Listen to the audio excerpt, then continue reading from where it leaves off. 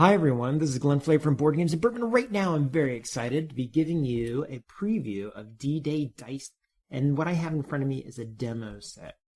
This is a pre-beta Kickstarter for getting the ideas out there, so I'm really excited about it. Hopefully I'll share with you some information that you'll find useful. I'm going to talk about what the game is like, and I have my handy notes here that I always read. I always make sure I get to my points. What the game is, what the game promises, what the components are like, how it plays, how the game feels in many different ways as a game itself and how it compares to others, and kind of what my final thoughts are about it at the end. Okay, so demo set. Let's get to the description here. So the first thing is, let me give you some facts about this. This is a reprint of the 2012 Kickstarter of D-Day Dice, but this is upgraded. It has better graphics. Certainly I can see that right away. It's very apparent. The rules are a little bit streamlined, but the feel is very much the same. The gameplay is extended both in terms of amount and what is possible. It says the game is 1 to 4 players, yes, and it says it's 45 minutes. I've played it a couple times solo with 2 and 3 people. And on the solo, I got games in about half an hour. Maybe that's because I already know how to play it. Okay, what does the second version of this game promise? Okay, so first of all, I'm going to tell you, from what I got here, even in the demo kit, it is a very well-made game, very enriched, thematic. The artwork, even like when they were writing letters to the reviewers, right? For your all these little things that look like letters you're getting from the agency just for you, the little dossier you're getting here full of information that you're not supposed to share. Okay, so now if the kit is going to be on Kickstarter, if it does very well, this is what they're hoping to do. They are hoping to, first of all, this game, the original had 8 scenarios, this has 12. It's promising streamlined rules. I can tell you right now, it's a little bit more streamlined, like in terms of getting the setup going. Literally, the setup for this game is like instant. It's like grab 6 dice, go. There's no setup. It's incredibly easy. Better graphics are promised. Yes, indeed. In fact, I'm going to show you in a little bit what they're like. Now, these cards here, these are prototypes, so you'll have thicker cardstock, they say, and the edges are going to be rounded. But, you know, this is like fabric that I think emulates the uniforms, and they are embroidered and stuff like this. I can tell you the graphics on all the cards and on the boards, and even on the die. The die are pretty cool. The die in this game reminds me of the die from Death Angel. Okay, this is just one little sample die. They didn't make a full set yet. They're still in that process. Okay, they're promising, they're hoping for a campaign mode. Okay, that'd be super cool. I'd really look forward to that. I love campaign modes. Probably one of my most fun campaign modes is when I string together my new love Decision Games folio series to make wars. Those are really, really cool. The expansions, the way they're going to be more involved are not only more boards, but they're hoping to have like vehicles in it and stuff like this. That's pretty cool. And if all goes well, they're hoping to have multiple expansions, and each expansion is going to have multiple boards in that as well. So each one is probably going to have new types of specialists and this kind of thing in there, which will be really cool. Okay, now, and for those who don't know how to play it, here's how the game is played. You have one of these boards, one of these scenario boards, and again, prototype quality. Now, on these scenario boards, you have an entry point, you have fields you have to move up through. Ultimately, you're trying to make it here and off the board in a successful raid or whatever you want to call it. You enter here. You can stay in each spot 3 times. You're going to roll 6 die. The die are going to give you different things. They're going to give you stars that let you recruit specialists. You will get troops to add, because see this number, that many of your troops pass away every turn. Okay, so you keep needing to replenish. You will get medals of bravery, which over here, like this says 1, will help you advance. Here you would need 2. Shoot, up here you need 4.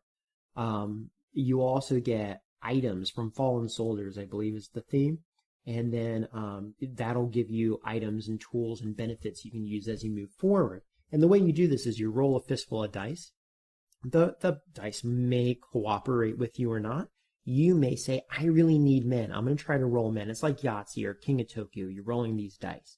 You lock up 2, you roll the rest a total of 3 times.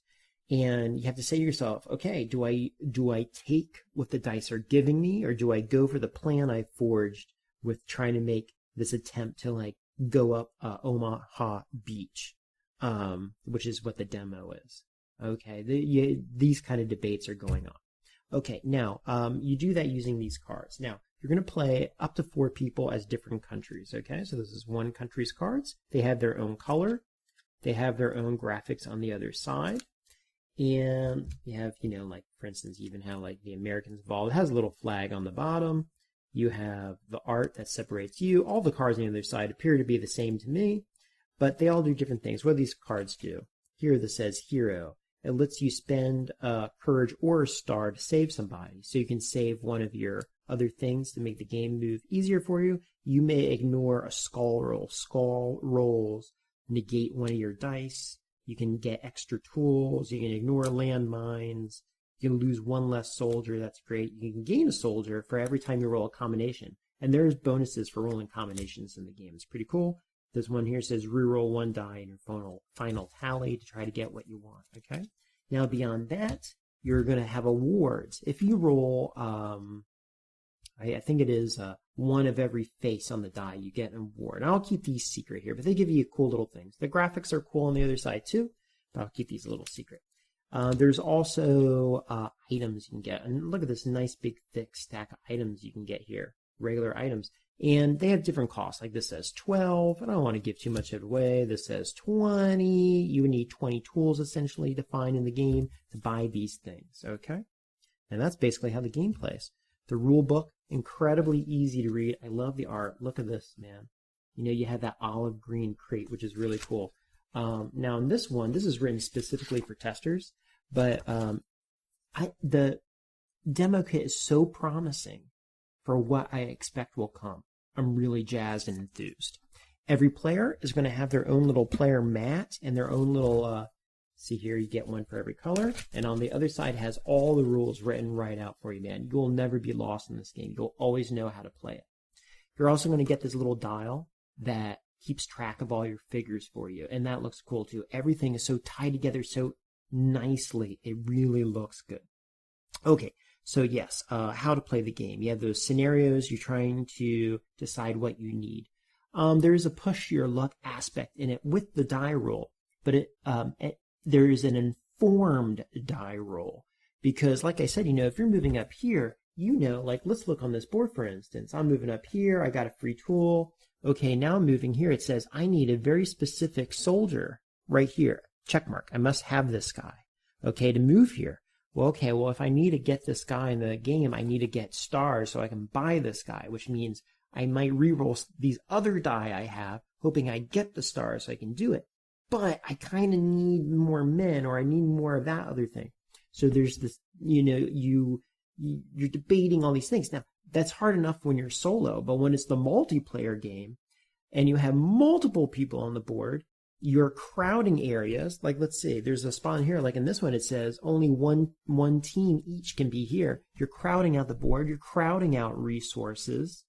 There's a lot going on. There's a lot of pressure, a lot of debating every time you move into a new section of the game. Okay, how does the game feel? This can be very, very brutal and very, very tough. You're dying all the time, deciding what those resources are. It is great solo. It is better multiplayer. You're going to have to play it many times to develop your strategy and hope that fate is with you. In that way, it reminds me of Robinson Crusoe, because in Robinson Crusoe, you're trying to build a raft. You need wood. You know what the future holds, but you have to go with where life brings you. Life doesn't cooperate. Life does its own thing. And you roll those dice, and you hope it works with you. And so in that way, it's like Robinson Crusoe. Yeah, it gets tight. I love, and it's a good tightness. It's not a downtrodden toughness. I've played some games like, In a good way too. I like Hostage Negotiator for that very specific sense of dread. Sometimes it's a real beatdown in that game. You might have to decide to suffer in order to help your allies in a multiplayer game, because if any of you die, the game's over. So that's a hard decision too. That King of Tokyo rolling is really, really cool. You're always asking yourself, do I go with what the dice are offering, or do I go with what I plan out ahead of time? You might have to change on the fly. Now, how does it compare to other games? Okay, so as far as heft, I've played the print and play the most, sparingly version number 1. I had a chance to buy version number 1, edition number 1, but based on the print and play, which actually I thought the last print and play really didn't give me the same experience I'm having here. This demo kit is already bringing it more together and more to life for me. I didn't buy the first edition secondhand because it was in a store. I had the opportunity because I was like, well, I don't know. It kind of felt like the die. I felt like I already had this game. As it turns out, I did not already have that game, and this demo is showing me that joy. In terms of not game style, but in terms of what the experience feels like, it feels like ghost stories to me. In that sense that, I'm choosing my spots. I'm rolling my die. I know what I'm fighting. I know what I need to do. Can I make it happen? Am I going to survive? Am I going to make it through? I'm working with other people. We're working in concert. So it feels like ghost stories. Also reminds me of Decision Games Folio series, which is great if you've ever heard of it. I have a whole bunch that I enjoy, although the premier one I really enjoy is Merrill's Marauders. Memoir 44 comes to mind. I feel like I'm describing whiskeys. There's an apricot note that falls on the back of my palate. But it reminds me of Folio series, Memoir 44, Robinson Crusoe. This edition is very engaging. It might just be because of the artwork or because of the streamlined rules, but it really moves through for me. Seems to have more gravitas. And definitely the artwork, even though it's a subtle upgrade, it brings it together more nicely. So anyway, okay, I'm going to make a video too about gameplay, like literally playing it, so you can see what that's like. But so far, this is incredibly promising. I'm really stoked. Okay, well, anyway, that'll be on Kickstarter soon. Hopefully I'll have more information for you, and I'll talk to you then. Take care. Bye.